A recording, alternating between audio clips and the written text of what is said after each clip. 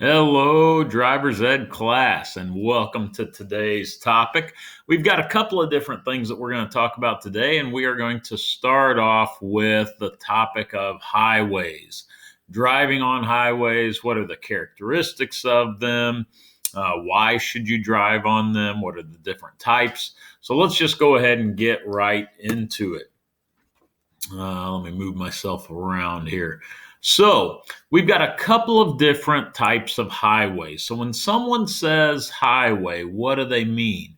Well, they might mean just a regular state highway. So, a good example of that here in Staunton would be Route 4.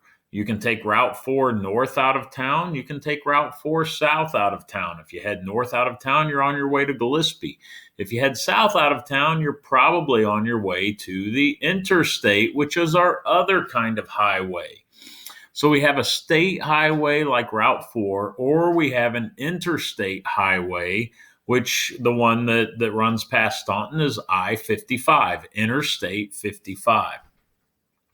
There are some very important differences between a state highway and an interstate highway, and we'll talk about those as we go through the topic today. So let's go ahead and start by talking about general characteristics of highway driving. So this could apply to a state highway or an interstate highway, but in general, driving on the highway provides a less congested environment. You have less traffic. Now, that's in general. It's not always. There are definitely times where the interstates are congested, but in general, it's a less congested environment. That means fewer cars per square mile. One of the biggest advantages for people trying to get places is that you have increased speeds. You can flat out drive faster on highways than you can on rural roads. Or urban roads if you get into the city. And better road conditions. Highways are generally speaking better maintained than rural roads or even a lot of urban roads. So you got a few things there that are definite advantages to driving on a highway. With those advantages, though, also comes some danger. So, state highways, not talking about interstates yet, but just state highways. Because of the higher speed limit on state highways, you're anywhere from 55 to 65. Most state highways are 55 miles per hour, but if it's a 4-lane state highway, the speed limit could be up to 65. Because of that increased speed, common roadway features just naturally become more dangerous because of that increased speed. For example, junctions. So when you're on a state highway and you're driving along at 55 miles per hour and there's a crossroad, you're relying on those other people to actually stop and not drive out in front of you. If they do drive out in front of you because of the fast speeds driven on a highway, it becomes a very dangerous situation. Bridges, we see a bridge right here. This is the bridge just north of Staunton that's kind of by the country club. This is like we've just driven past the country club and we're headed into Staunton here. Or actually, maybe it's the other way. It looks like we're driving out of Staunton, and this right here is the road going to the country club. So as we approach this bridge, because of our high speeds, it can be dangerous.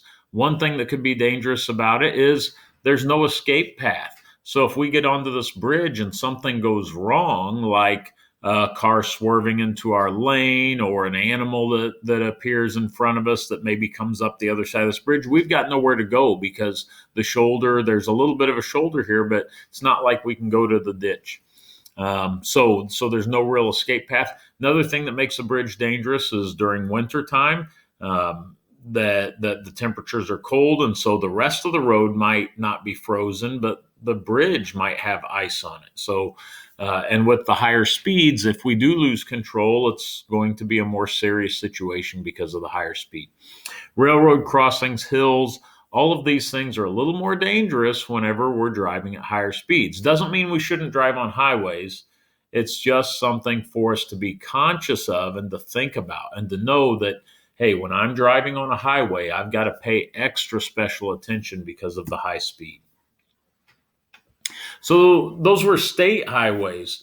Some of those things that we have on a state highway, like a railroad crossing or like a junction, we will not find on an interstate highway. Interstate highways are controlled access highways. So there are certain types of vehicles that are simply not allowed on interstate highways. Examples of those would be like slow moving vehicles. You're not going to see farm equipment on an interstate highway, at least not driving down the highway. You might see it being towed on a trailer. This is a real picture and it's a special case. This combine head here, this corn head, had actually fallen off of a trailer. And so the state police contacted a local farmer and said, "Hey, can you bring your combine over and hook onto this thing and get it off of the interstate for us?" And you can't see it in this picture, but there's actually a police escort in front of this combine. I found this picture in a news article. But generally speaking, you're not going to see combines or other types of farm equipment on the interstate. You're not going to see golf carts. You're not going to see, four-wheelers. You're not going to see bicycles. You shouldn't be seeing pedestrians on the interstate unless it's somebody that's, car has broken down. Those types of things are not allowed on the interstate. And the reason is that we're trying to keep traffic moving. We don't want anything slowing traffic down.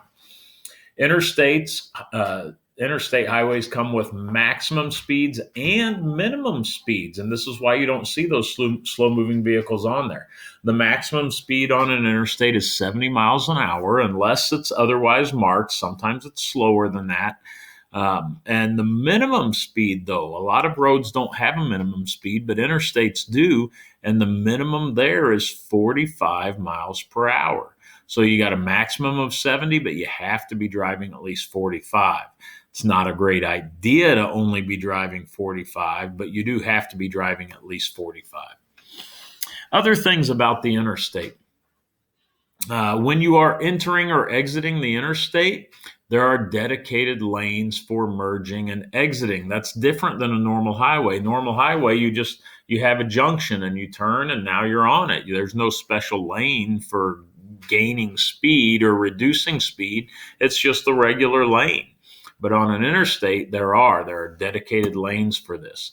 So when you are on the on-ramp, or more technically, the acceleration lane, it's a lane specifically there for you to have the time and the space to accelerate and get up to speed. What do you want to do? Well, number one thing is you've got to gain enough speed to merge with traffic. So if the speed limit is 70, you really want to be going at least 60. The closer to 70 you can be by the time you merge, the better shape you're going to be in for merging.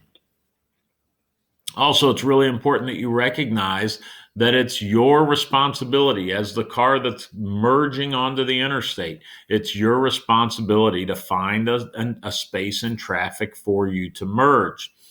And you need to signal your lane change to the other drivers and check your blind spot to make sure there's not somebody right outside of your car, just behind your shoulder, but not in the view of your mirror that you can't see. So that's really important. So that's how you enter onto the interstate, how you use that acceleration lane. What about when you're done on the interstate and you're ready to exit? Well, when you find yourself in that situation and you're going to take that off ramp, you've got to signal your lane change. Don't slow down until you're on the exit ramp, the off ramp. Don't start slowing down ahead of time because you're going to mess up the flow of traffic on the interstate. You don't want to do that. Once you get onto the off ramp, then you do your slowing down. You want to get your car down to 45 or the marked speed. Sometimes there are speeds listed that are lower than 45. But if there's nothing listed, you want to get your car down to at least 45 miles per hour before you get to the curve. If you have a car that has a high center of gravity, like a Jeep or an SUV or a pickup truck or something like that, you probably want to get down to even slower than that, maybe 40, maybe 35. What are the benefits of interstate travel? Well, you have faster speeds, even faster than most state highways. There's no cross traffic. You're never going to be driving down the interstate and here's a road that goes across you. You might go over a road or a road might go over you, but there's not going to be a spot where you come up and, hey, here's a stop sign or a traffic light and you've got to stop. That doesn't happen. You have multiple lanes of traffic that allow safer passing, and there's no oncoming traffic. So if you're going to try to pass somebody, you don't have to worry about somebody coming towards you.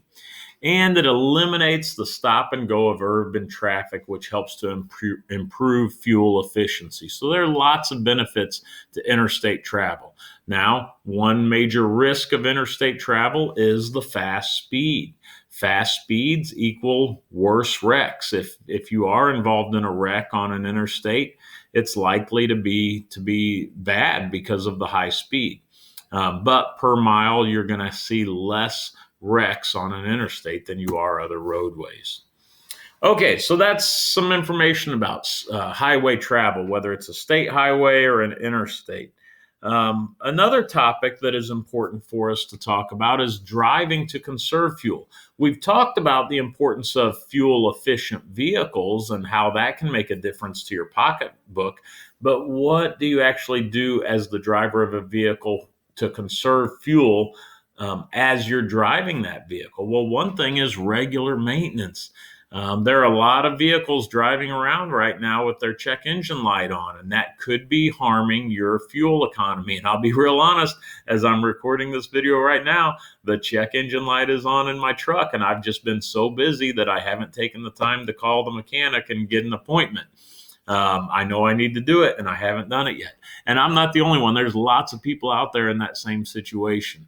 So when your check engine light comes on, it comes on for a reason. It might not be anything major, but still, everything that sets off the light on that on your vehicle has the potential to cause damage to your engine, or at the very least to reduce your fuel efficiency. Having properly inflated tires is important. If you're consistently running tires that are a little bit low on pressure, it's going to hurt your fuel economy and you're going to burn more gas. You can just quite simply reduce the number of trips that you take by combining short trips. If you've got multiple errands to run them all on the same trip so that you're not going back and forth between your house and whatever. Don't speed. When you start getting above 60, 70 miles an hour, whether it's interstate or regular highway driving, you're actually reducing your fuel efficiency because cars don't operate as efficiently at that high of speed. Whenever you're accelerating or braking, do it gradually. Don't mash the gas and mash the brake. That actually uses more fuel, not less. And don't haul around heavy loads unless you have to. Don't drive around with a car full of junk. I mean, that adds mass to your vehicle, which reduces fuel efficiency. And carpool. Okay. I mean, obviously, the fewer cars that we put on the road, then the overall better fuel efficiency that we have, the less gas that we burn as a society. So carpooling is good too. Okay. So that takes us through that topic of highway driving and fuel efficiency.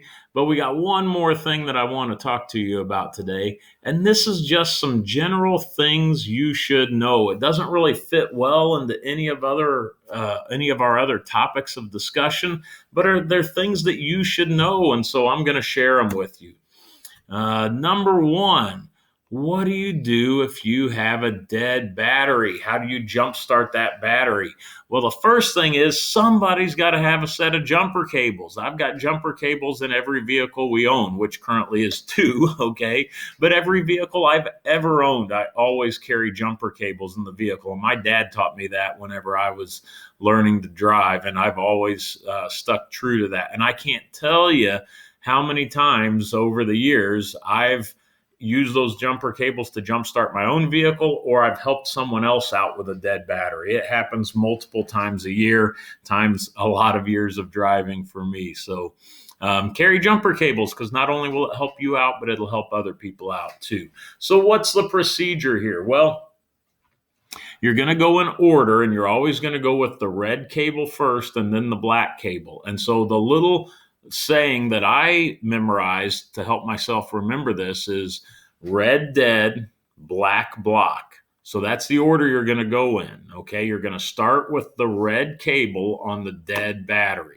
The red cable is the positive cable, so it connects to the positive terminal. You're going to look for a little plus sign, and oftentimes the cable on your battery will be red itself. This diagram shows it black, but oftentimes it's red. Okay, but you're going to look for that plus symbol. So the red jumper cable goes to the positive terminal on the dead battery, red dead. And you're going to stay with red and put the red on the positive terminal of the good battery. Then you're going to put the black cable, the negative cable, on the negative terminal of the good battery. And then we're going to finish by coming back to the dead car, and we're going to put the black cable on bare metal somewhere on the car. Okay, a good place to put it is the strut. Hang on, I'm going to pause for a second here and pull up an image of this. Okay, so here's an image of what I was talking about. This was looking inside under the hood, looking into the engine compartment. And these two round structures here are the strut housings. And there's almost always some good bare bolts or nuts here that you can connect onto. If not, you're going to look for some bare metal that's a non-moving part. You don't want to hook it to anything on the engine that would be a moving part.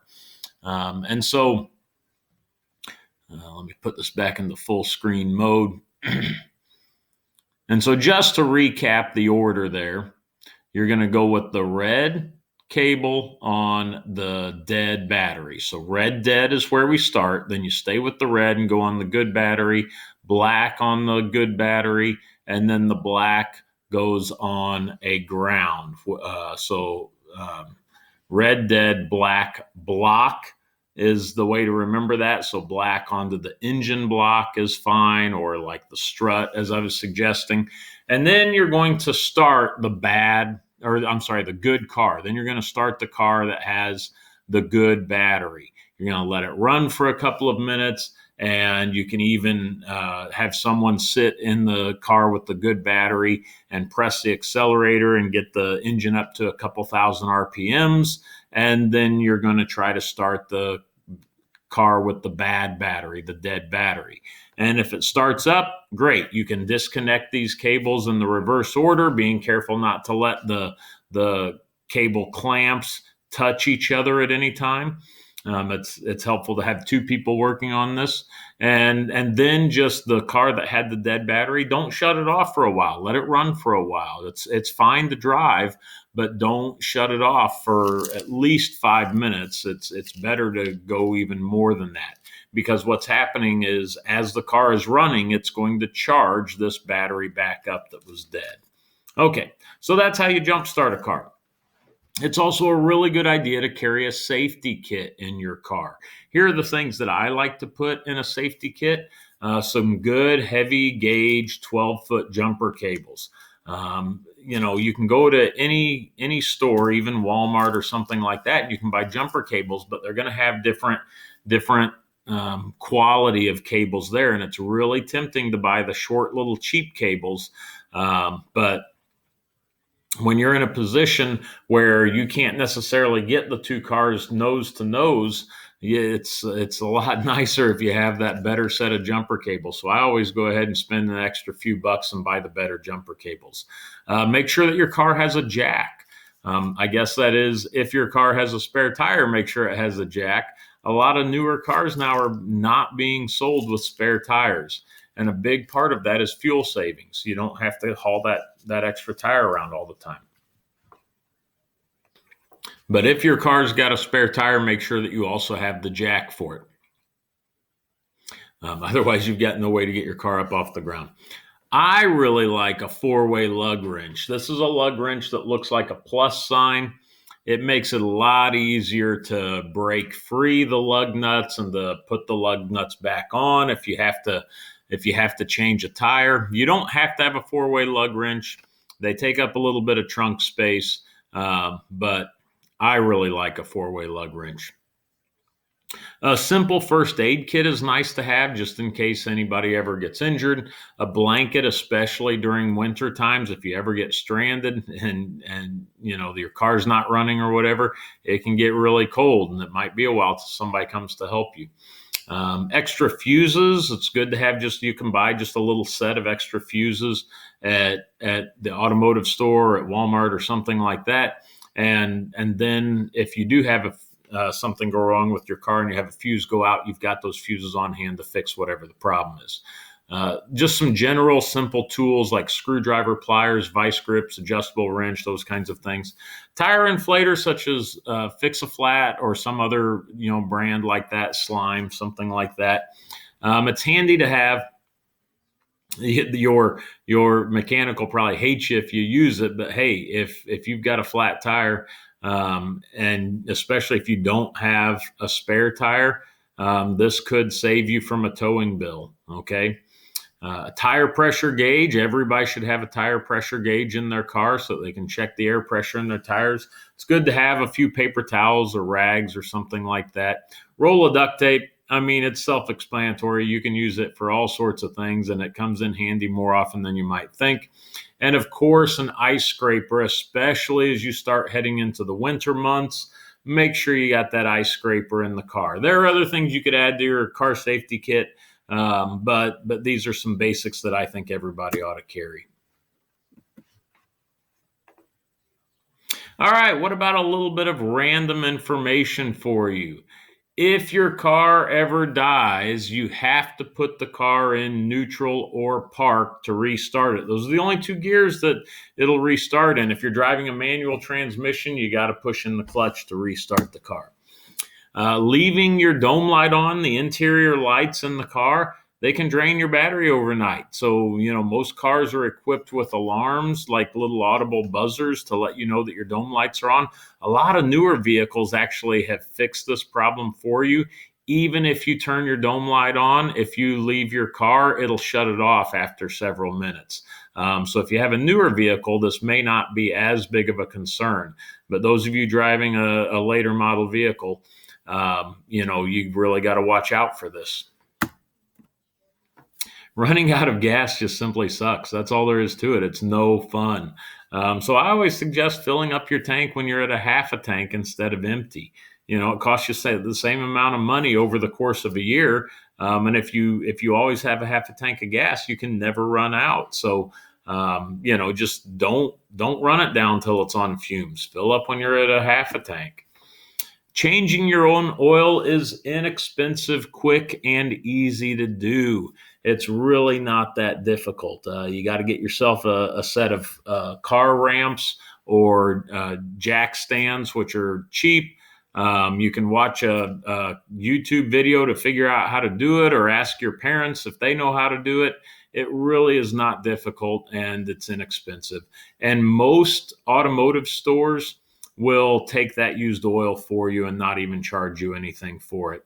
They're happy to do that. They know that, especially if you go to them for other things like to get car repairs done, they don't mind disposing of the oil for you. So changing your own oil is inexpensive, quick, and easy to do. And you get to feel like a mechanic for the day.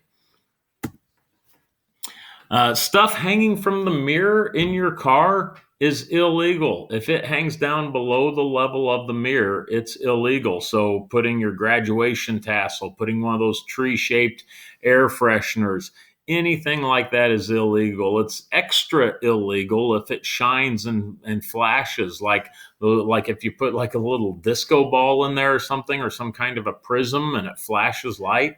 That's extra illegal. If you're driving under 45 miles per hour, you actually get better fuel mileage with the windows down than the air on. Now, it might still be hot enough that you want the air on anyway, but it's just something to think about. Most vehicles are at their peak fuel efficiency between 55 and 60 miles per hour. And so when you're driving faster than that, you're getting a little worse fuel mileage. Now, some newer cars, are more designed for interstate travel, and so they might get just fine fuel mileage all the way up to 70. But when you're driving above the speed limit, you actually could be hurting your fuel economy. Paying yourself a monthly car payment instead of the bank has great results over time.